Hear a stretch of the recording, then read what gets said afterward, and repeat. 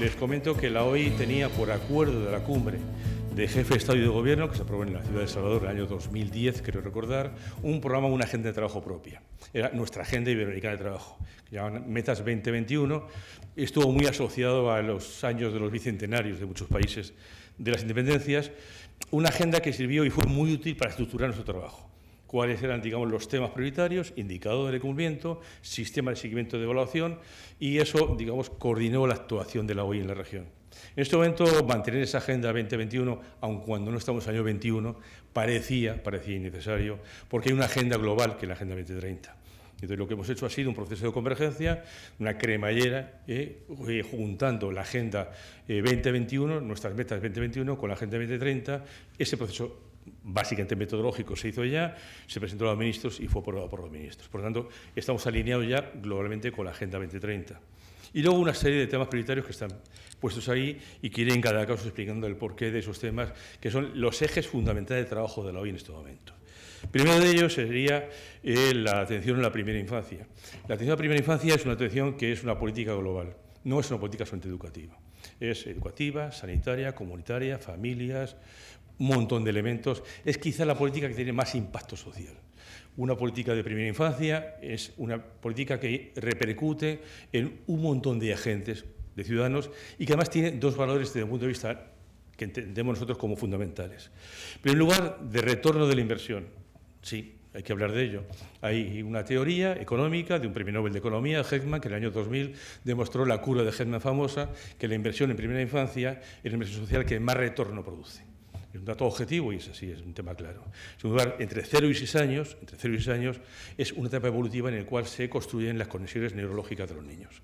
O sea, lo que se haga en esa época, de 0 a 6 años, es fundamental absolutamente para el futuro de esos niños y esas niñas. Y además es lo más rentable que podemos hacer. Cuando se atacan problemas, digamos, trastornos escolares con 16, 18 años, ya hay dificultad, es muy difícil avanzar. Son paliativos prácticamente. En 0 a 6 años no ocurre eso. Creo que es un tema importante. Ahí para nosotros hay dos temas que yo he planteado y que hemos planteado siempre, que creo que son metodológicamente muy importantes. Uno de ellos es la formación de lectores de la primera infancia. No es aprender a escribir, es que los papás, papá, mamá y abuelos lean a los niños, y ese acto de lectura, que no es de lectura, es un acto fundamentalmente de amor, genera ese niño una actitud favorable hacia la lectura. Esos papás que leen todos los días un cuento, una historia al niño, y que el niño va a decir otro y otro y otro, al final ocurre que ese niño va a ser un lector. Eso es fundamental. Segundo lugar, un tema muy importante, que tengan mentes curiosas. Que ese niño, cuando está jugando con 2 o 3 años, manipule, se mueva, vaya, venga, que no esté con una pantalla 4 horas seguidas. Que manipule, que tenga, digamos, una actitud de mente curiosa, porque eso va a ser una persona, va a ser de futuro, una persona crítica, constructiva, creativa, que va a intentar, digamos, descubrir la realidad, que es lo que se trata fundamentalmente. Entonces, en primera infancia tenemos un proyecto en el cual hemos invitado que participe también República Dominicana, en el cual un grupo de países lo están liderando a partir de un instituto que hemos creado en Santiago de Chile, Instituto Iberoamericano de Primera Infancia, y que son Chile, Argentina, Paraguay, Brasil, Colombia, Cuba y República Dominicana. El segundo tema importante, prioritario, es el referido, bueno, aquí está escrito lo que he comentado anteriormente, sería las competencias y habilidades para el siglo XXI en Iberoamérica. Las competencias que tienen que tener nuestros chicos y chicas para que cuando dentro de 15 años vayan a puestos de trabajo, que no existen ni los imaginamos, sepan capaces de desempeñarlo y tengan capacidad de eso que se llama empleabilidad. Al final, digamos, puedan trabajar en el futuro. Yo esto, cuando lo explico a maestros, lo explico de una forma muy gráfica, y es que si un maestro o una maestra, y aquí hay maestros, llegan a su clase, mañana llegan y le dicen a sus chicos de 8 o 10 años que el Comité Olímpico de la República Dominicana les ha elegido a ellos para representar a la República Dominicana en las Olimpiadas de dentro de 15 o 20 años. Imagínense el alboroto. Todos los chicos chillando, sí, vosotros vais a desfilar en Tokio, en Berlín, en tal y cual, con la bandera, como los atletas de la República Dominicana. Y entonces todos empezarán, todos los chicos a chillar, yo en fútbol, y yo en natación, y yo en tal. No sabéis en qué vais a competir. No lo sabéis. O vais a enterar 2 años antes. Hasta entonces, ¿qué hacemos? Resistencia, agilidad, flexibilidad, lo que sean competencias básicas. Eso es básicamente. El ejemplo es muy gráfico, y es que sea una persona que tenga competencia digital, comunicativa en su lengua y en una lengua extranjera, competencias matemáticas, científicas, tecnológicas, socioemocionales, competencias ciudadanas, que sea un buen ciudadano, lo cual es muy, muy importante, y más en una sociedad y en una región convulsa con problemas, como he dicho antes. Este tipo de competencias, trabajarlas, y que no sea, digamos, un chico o una chica que se dedique, digamos, a reproducir información acumulada. La información que reproduce esa información es del pasado, no la es útil para nada. Esa información del pasado es de adquirir competencias útiles para el futuro. El siguiente, en ese sentido, bueno, ¿cuáles son las competencias estas? Pues son las que están establecidas como en la comunidad internacional, como antes he mencionado, comunicación en lengua materna, comunicación en lengua extranjera, competencias digitales, comunicativas, socioemocionales, las que he descrito de una forma muy, muy breve. A partir de eso estaríamos en el siguiente, que es la gobernanza de educación. La gobernanza viene a ser ese tipo de reglas formales y no formales que ayudan a que una entidad, una institución, digamos, cumpla con sus objetivos. En el tema de la gobernanza, aquí hay un dato muy gráfico. Iberoamérica es la región que más se invierte en educación del mundo, el 5,2%.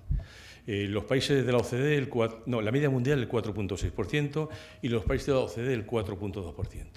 Es un esfuerzo presupuestario muy importante. Habría que matizarlo, porque el esfuerzo fiscal de la región es bajo, pero bueno, es muy importante y los resultados no son buenos. Yo creo que en ese sentido hay un tema fundamental que es el buen gobierno de educación de la región. Y es un tema que se ha abordado de forma muy escasa hasta la fecha. Y ese buen gobierno nosotros creemos que pasa por tres ejes fundamentales. Primer eje es innovación. No hay un sistema que sea bueno que no sea innovador, porque lo único real que tenemos en este momento es el cambio continuo. Un sistema, para que sea, digamos, un buen sistema, que tenga buena gobernanza, que sea profundamente innovador. En segundo lugar, la participación.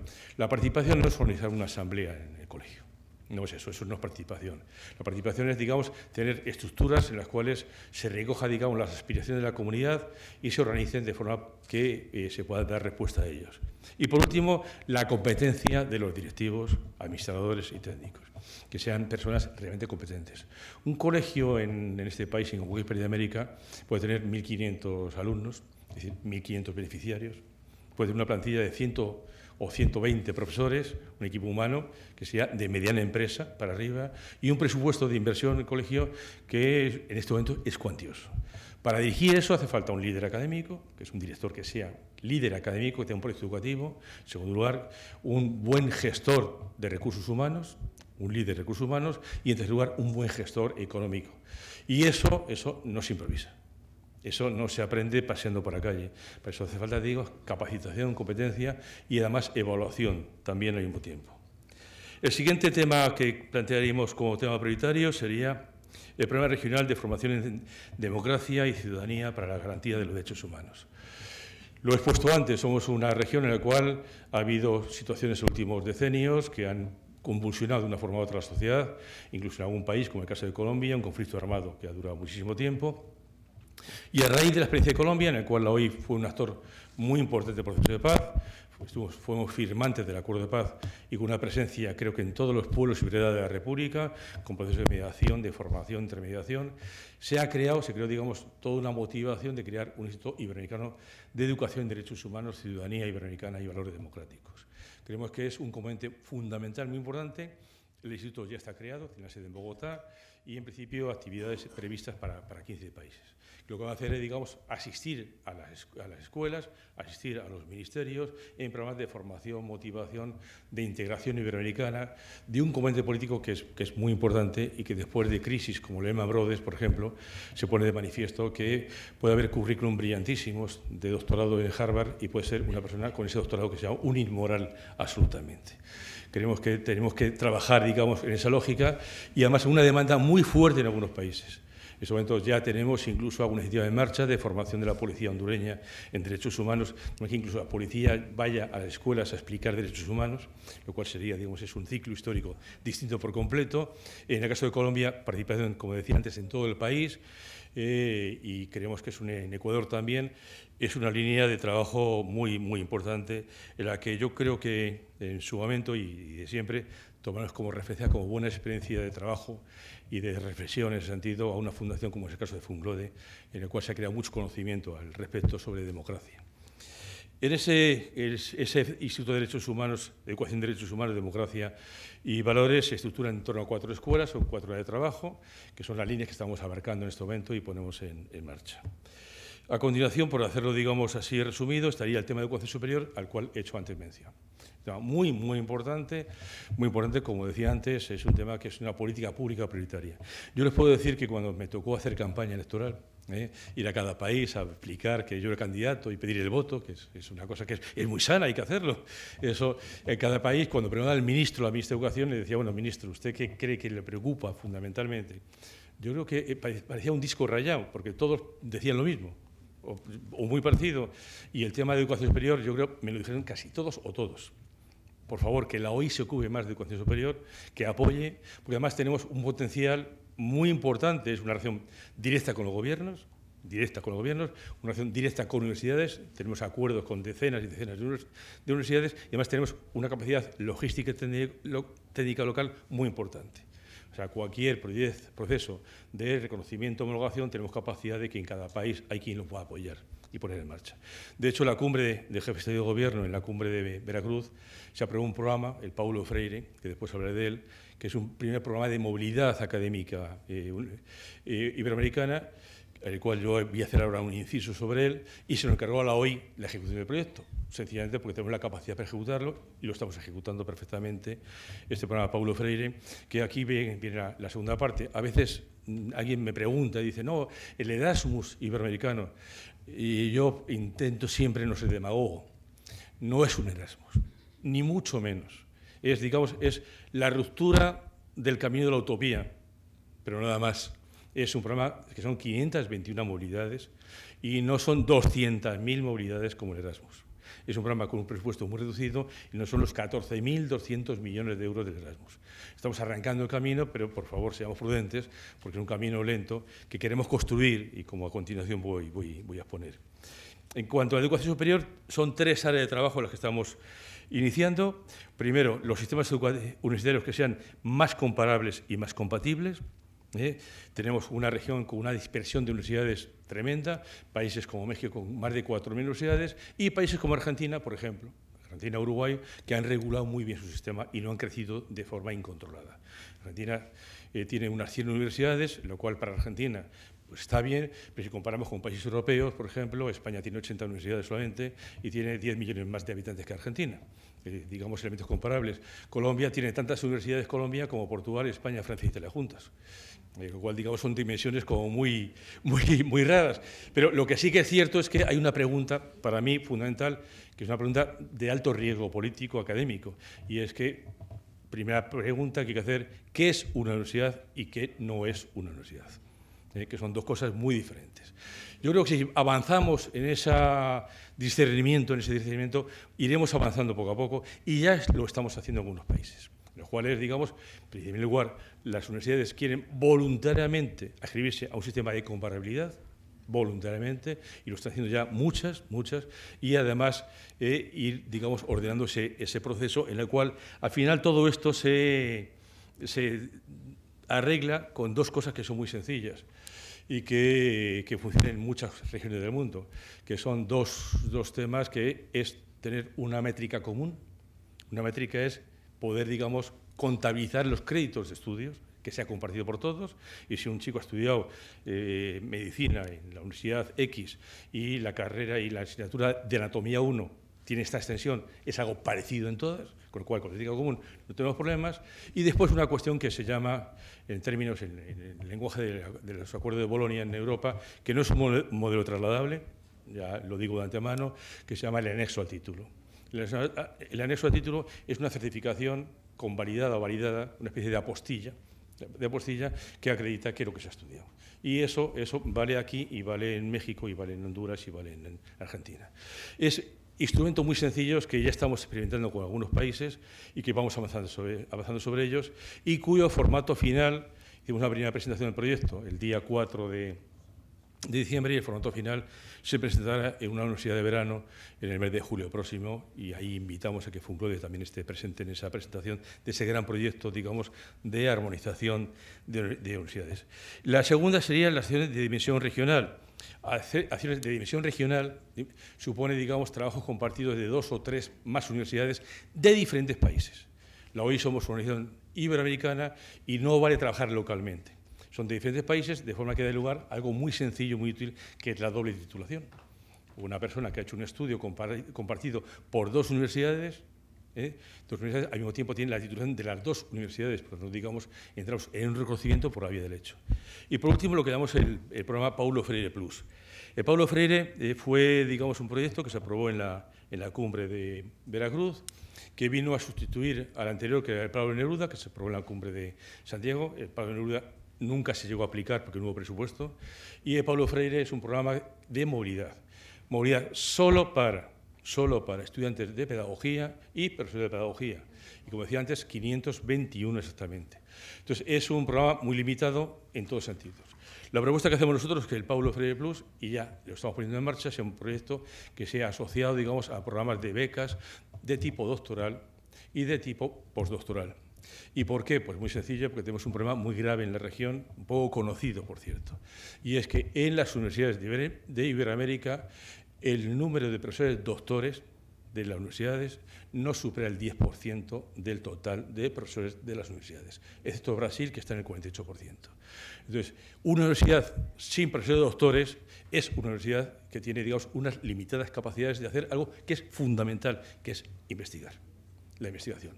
Ese problema, entonces, vamos a hacer todos los esfuerzos, aunque sean pequeños, en la promoción de un Paulo Freire que no sea movilidad solamente de estar 4 o 5 meses en otro sitio, que a los chicos les gusta mucho, por supuesto, y salen encantados, y todos vuelven felices a casa, y está bien, y además vuelven seguro siendo mejores personas, porque se van a otro país con otra gente, pero el enfoque nuestro es crear un sistema en el cual sean becas de tipo doctoral y postdoctoral para reforzar esa formación de conocimiento que creemos que es muy, muy importante. Ese es el planteamiento, este programa Paulo Freire, y lo decimos aquí, es alentar nuevo conocimiento en ámbitos alineados con la línea estratégica de la OI. Evidentemente nos orientaremos a los ámbitos de trabajo típicos de la OI.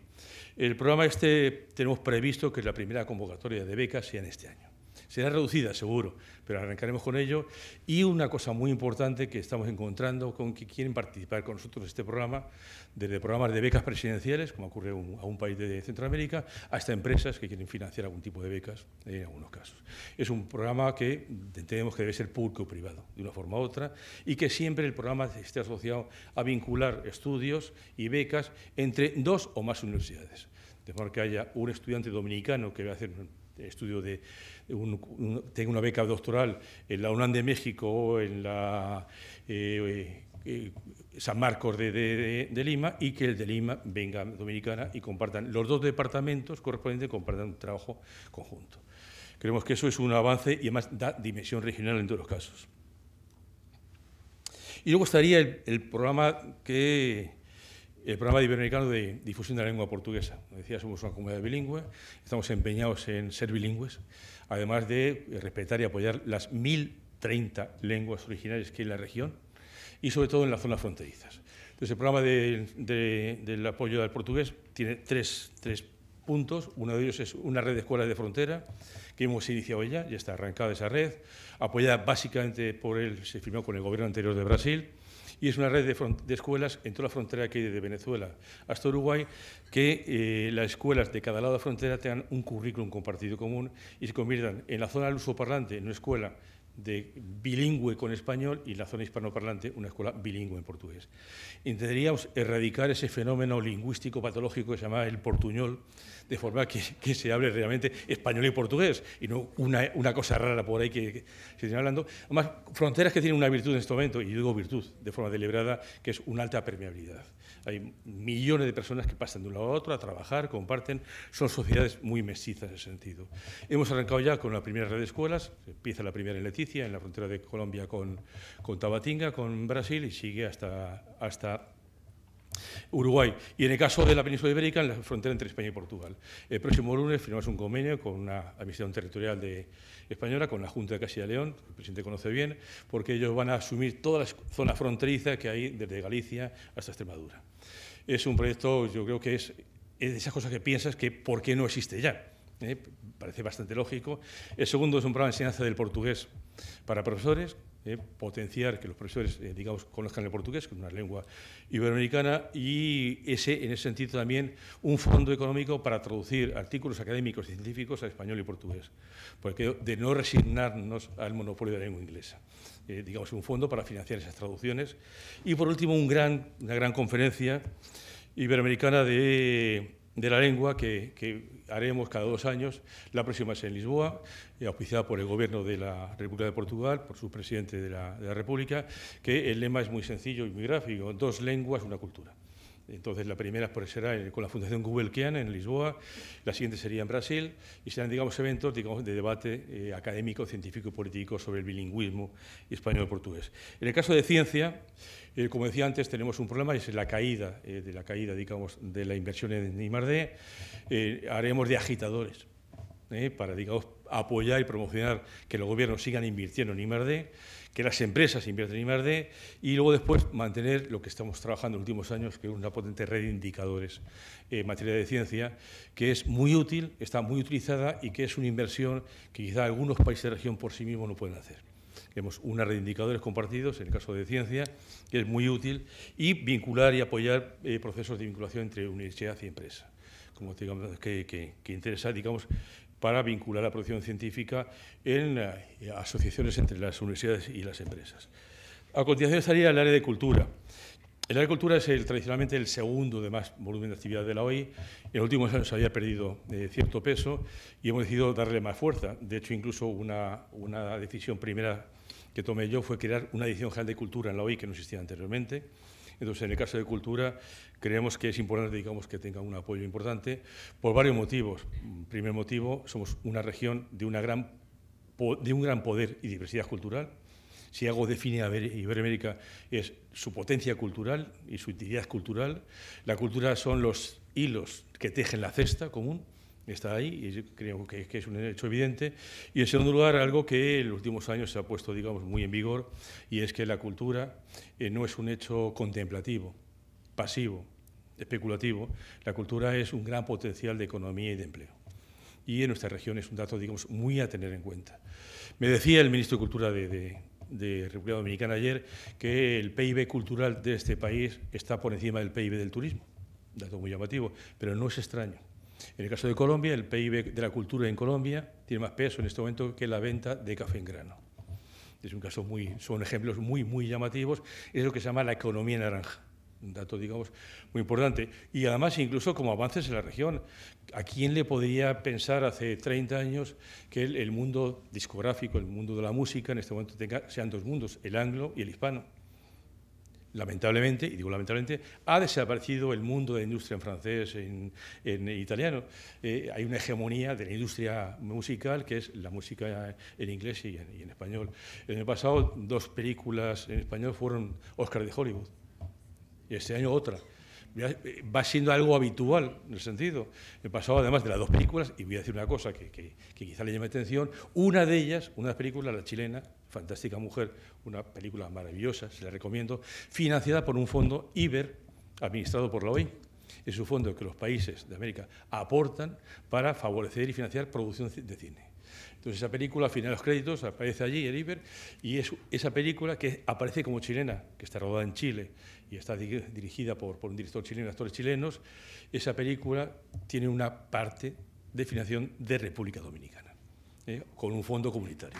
Es un dato gráfico, pero creo que son temas que explican muy bien el potencial que tenemos si hacemos las cosas conjuntamente. Creo que es un dato importante. Otro dato, por ejemplo, importante es la inserción de jóvenes a través de las industrias creativas. Hay chicos y chicas que son de la escuela, que no tienen facilidad para entrar en el trabajo y que a lo mejor otros mecanismos de inserción les son extraños, no les gustan y tal. Bueno, tenemos un programa en Brasil importante que arrancó con el gobierno anterior y es un programa de inserción de jóvenes a través de industrias creativas. Jóvenes que empiezan a trabajar, se insertan a través de la música, del teatro, artes escénicas, fotografía, artes plásticas. Y es una forma de a un tipo de jóvenes que favorecerles su acceso, digamos, al empleo, y acceder al empleo es acceder al bienestar fundamentalmente. La cultura en este momento es un mundo con un potencial muy, muy importante. Ahí estamos trabajando y bueno, pues entre otros motivos es también sacar la cultura a la calle, aquello de que la cultura viva es la cultura compartida. Es una realidad. Entonces, a título de ejemplo, estamos poniendo en marcha una experiencia que se va a hacer en este mes de septiembre en la ciudad de Madrid, que va a ser una semana en la cual queremos ocupar la ciudad de una forma u otra con eventos culturales iberoamericanos, junto con el Ayuntamiento de Madrid, la Comunidad de Madrid, el Ministerio de Cultura y el Instituto Cervantes. Eventos culturales de la región, que va a ser, digamos, de exposición con patrocinios de empresas, algunas de ellas muy conocidas, en gastronomía, una feria gastronómica, literatura infantil y juvenil, cine, teatro y música, en diferentes lugares de la ciudad, con actividades para que todo el mundo lo comparte. En una ciudad que, por cierto, es un dato muy gráfico, Madrid tiene 3,5 millones de habitantes y en la ciudad de Madrid, según el último censo de hace 3 años, hay 700.000 iberoamericanos. Con lo cual, con el censo reciente, estaremos en torno a 1 millón. Uno de cada 4 madrileños es iberoamericano. Es un madrileño que se ha hecho madrileño, pero que no nació en Madrid. Dato muy llamativo, lo que supone el potencial de presencia que genera eso que yo antes llamaba movilidad. Esa movilidad que es muy importante y es un elemento, digamos, muy positivo. Por último, en cuanto como organización de cooperación, tenemos la obligación, y eso es un dato que nosotros defendemos mucho, creo que somos la única que lo hace habitualmente, cuando se programa programación, presentar a los ministros el presupuesto. El presupuesto de la OI en este momento es una organización de cooperación sur-sur. Somos la única organización de cooperación sur-sur. La dependencia de la financiación de la OI de los países del norte, de donantes, en este momento no llega al 1,5%. El 98,5% del presupuesto de la OI es del sur y para el sur. Es de los países de la región para los países de la región. Yo creo que es prueba del éxito de la OI porque los países se han apropiado de la OI. Es un instrumento propio, es un instrumento, digamos, genuino. Ahí tienen, digamos, una distribución en la cual los ingresos, digamos, más importantes son los de convenios, son los encargos de los gobiernos, los encargos para hacer posible políticas públicas, y por otra parte entraríamos, digamos, en otras procedencias como son las cuotas de los países. Las cuotas representan, digamos, un porcentaje poco más del 10%, son cuotas obligatorias bajo el sistema de baremo de Naciones Unidas que representan, digamos, una pequeña proporción de los ingresos de la OI, darían, en términos muy gráficos, para pagar la luz, el agua y el teléfono y poco más. Pero el resto, digamos, es, digamos, otro mundo construido a partir de un apoyo fundamentalmente de los gobiernos. Esa es la evolución del presupuesto de la OI en los últimos años. Ha pasado de una evolución de apenas 10 millones de dólares a los 400 millones para el presupuesto actual, que estoy convencido de que se superará. Es la estimación más prudente posible. No, digamos, esto tiene que ver también con que estamos trabajando muy cerca de la gente. Creo que es un elemento de aprecio. Nos digo muy gratos y muy satisfechos de que al final se confía en nosotros, los gobiernos confían en nosotros. Somos institución gubernamental. Eso está claro, no somos una ONG, no podemos hacer lo que queramos, pero estamos muy dichosos de hacer aquello que los gobiernos legítimos de nuestros países nos encargan, que es fundamentalmente para eso, y para eso trabajamos y para esa comunidad. Y bueno, pues hasta aquí llega mi intervención, quizás un poco larga, pero creo que he intentado dar una panorámica lo más amplia y lo más transparente posible de lo que hace la OI y a qué nos dedicamos. Gracias a todos ustedes, gracias, muito obrigado.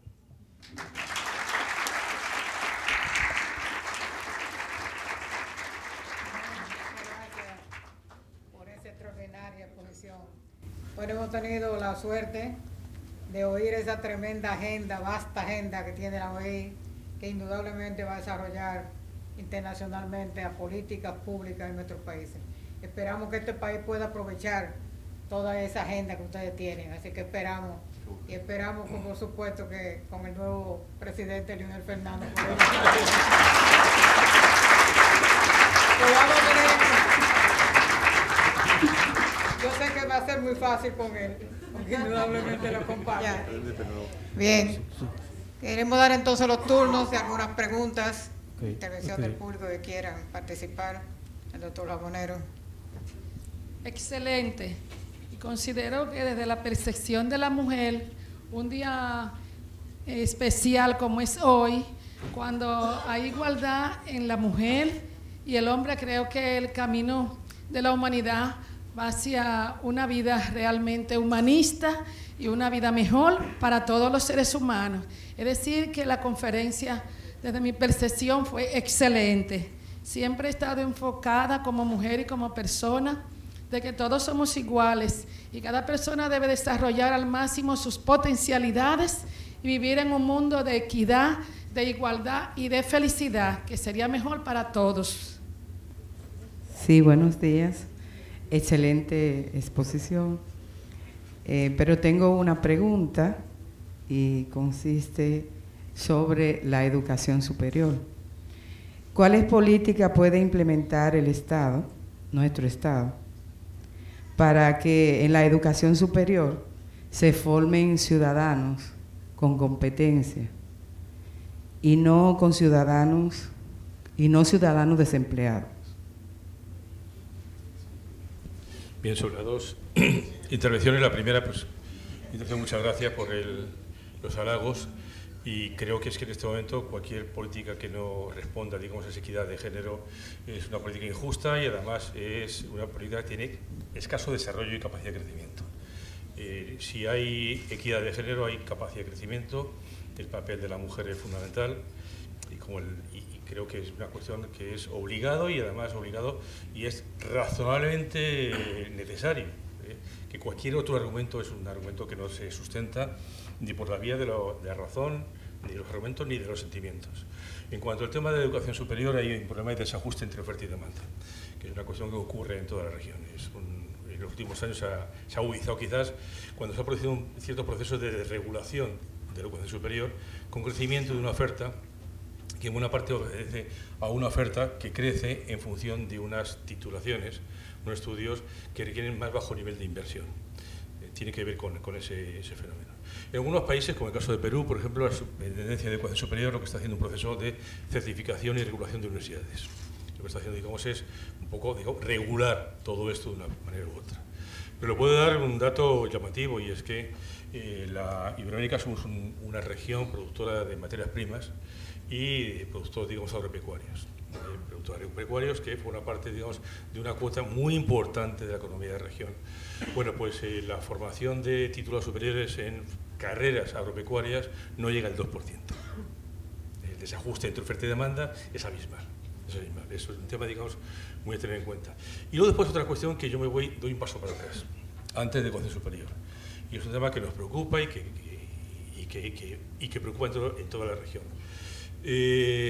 Creo que, a lo mejor lo conocen todos, el perfil de cualificaciones de los países ha pasado históricamente de un perfil que era básicamente una pirámide, una base muy amplia de población analfabeta o semianalfabeta, una zona media, un tronco, con población que titulaciones de grado medio y una cúspide que era de licenciados y doctores. Eso ocurría así hace 80 años, en todos los países. Esa pirámide, la pretensión es darle la vuelta, de que no haya analfabetos, ojalá. Y en este momento la tasa de analfabetismo de nuestros países es muy baja ya, muy baja, que haya, digamos, una parte ancha de titulaciones con grado medio y una gran parte alta de licenciados y doctores. Los países que tienen mayor nivel de cohesión social, de desarrollo económico y social, no tienen ese modelo, ese perfil.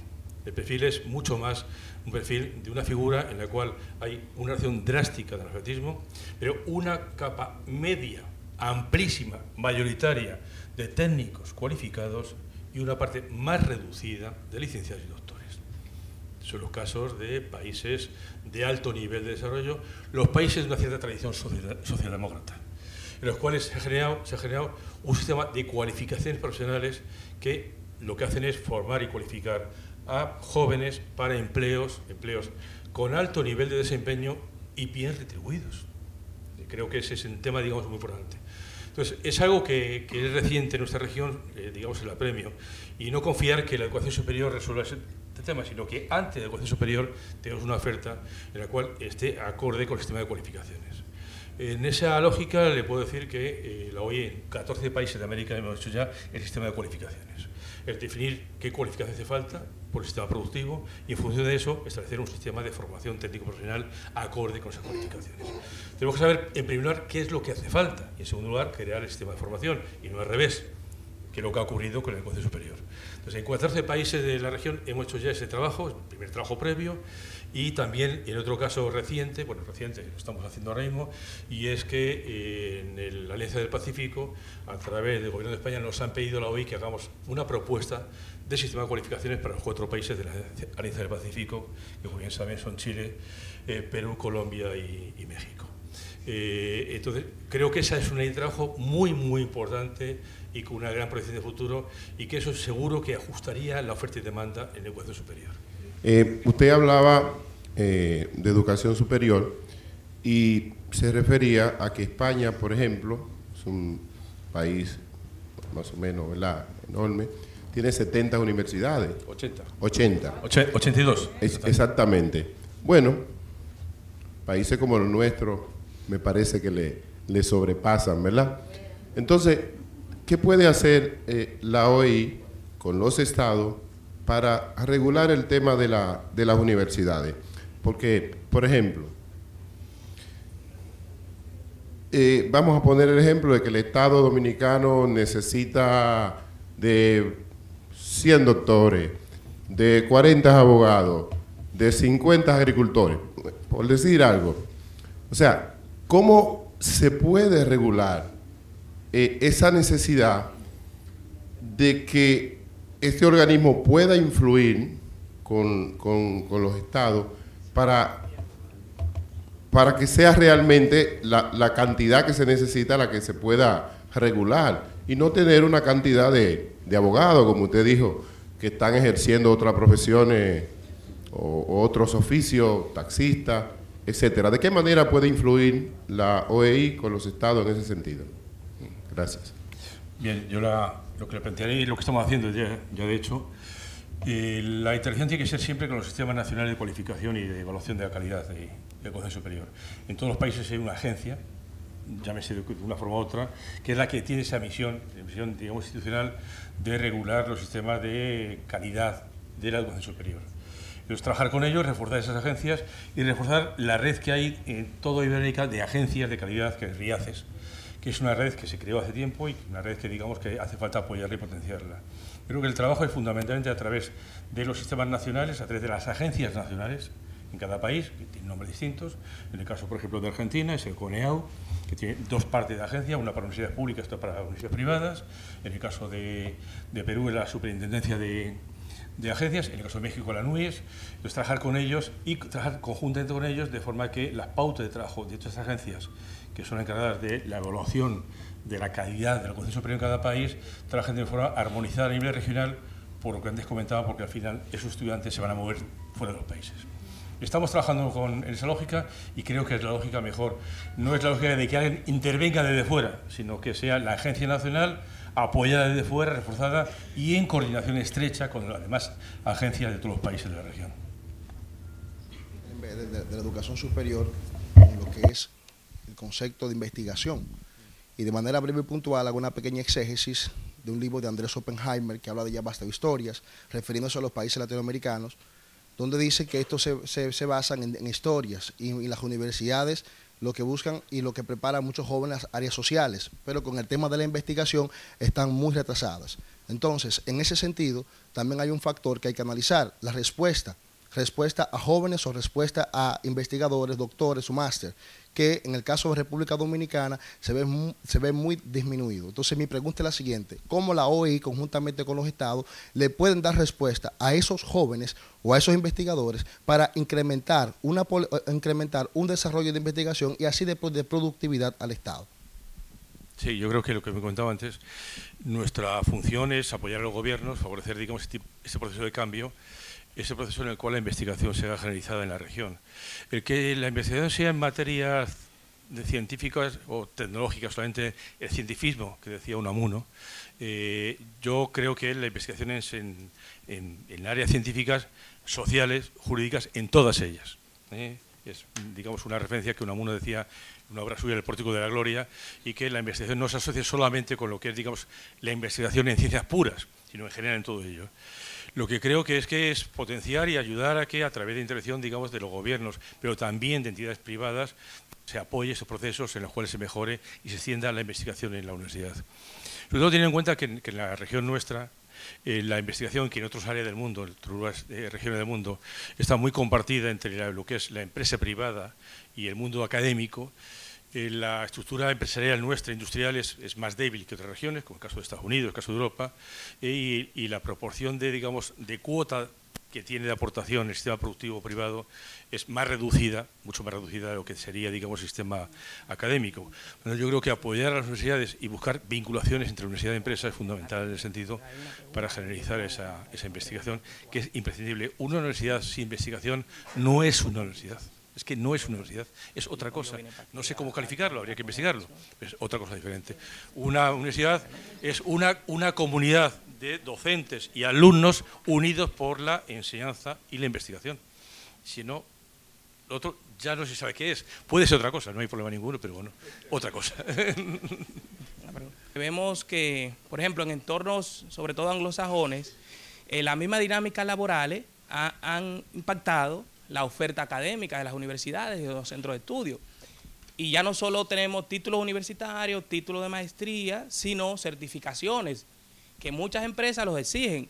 Prefieren muchas veces que tú estés certificado en Cisco a que tengas una licenciatura en informática, o que tú tengas una certificación PMP a que tengas una licenciatura en administración de empresas. Entonces, nosotros, esas dinámicas laborales que se dan en entornos anglosajones también se están verificando en estos entornos iberoamericanos. Entonces, ¿cuál es la visión de la OEI? Porque usted tiene la visión para Iberoamérica. ¿Qué usted piensa en ese sentido? Bien, lo que pienso en ese sentido es que, digamos, hay dos partes ahí. Las universidades, en todo el mundo, aquí en todo el mundo, han generado un sistema de títulos propios que llaman, que son cursos, digamos, instrumentales de formación, que es un sistema que está abierto. Yo calificaría en muchos casos como un cierto mercado que está abierto. Me parece correcto, es válido, y lo único que habría que tener siempre un esfuerzo para transparentarlo. De forma que cuando eso alguien dice que tiene una maestría, pues no es una maestría. Una maestría exige una carrera lectiva, exige una serie de cosas, que no es un curso de 20 horas para, digamos, una aplicación. Yo ahí plantearía únicamente una exigencia de transparencia, nada más. En segundo lugar, en cuanto ha hecho la referencia a las empresas, hay un informe del BID de hace 2 años, muy interesante y que además matiza eso que está diciendo usted. Este informe del BID fue una encuesta a empleadores de 3 países de la región, que fue Chile, Argentina y Brasil. Y les preguntaban a empleadores de pequeña, mediana y gran empresa qué tipo de competencia valoran más cuando van a reclutar a un empleado.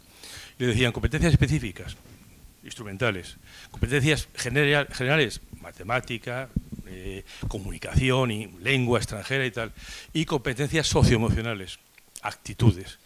Todos los empleadores coincidían en que las específicas no les importaban mucho, ellos se las iban a dar. Las competencias generales sí, pero mucho menos. Las fundamentales en las competencias de tipo socioemocionales, comunitarias, ciudadanas. Que sea una persona responsable, honrada, honesta, que se comunique bien, que se entienda, que no sea conflictivo, que sepa trabajar en equipo, que sea respetuoso. Esas, todos los empleadores encuestados las consideraban en torno al 70% de lo que más ellos buscaban. Es un dato muy a tener en cuenta y que además yo creo que tiene un sentido razonable. Yo creo que es importante, si incorpora a un equipo de trabajo, alguien a que tú vas a valorar y él va a valorar a la empresa y los demás. Y esas son las reglas de juego fundamentales para construir. Bien, nuevamente las gracias al doctor Labonero por esta exposición y por el participado. Gracias a todos ustedes por la asistencia, especialmente a nuestro querido presidente, doctor Leonel Fernández. Y como digo, yo creo que le vamos a sacar mucho provecho.